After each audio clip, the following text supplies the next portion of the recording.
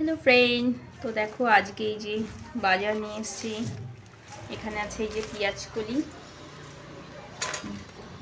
আর আছে হচ্ছে আদা, আর এখানে আছে টমেটো। তো লাগেই আমার সব রান্নাতে, আমার টমেটো প্রয়োজন পড়ে। আর নিয়ে এসেছি হচ্ছে এই যে লাল শাক, আর একটা বাঁধাকপি, আর এই যে এখানে আছে হচ্ছে একটু চিংড়ি মাছ, আর এটা আছে হচ্ছে দাঁড়াও দেখাই তোমাদের।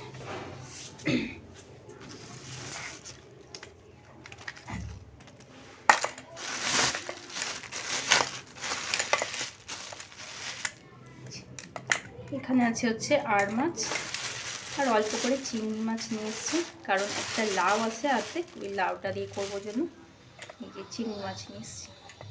তো আজকের বাজারেই, আর কিছু করিনি।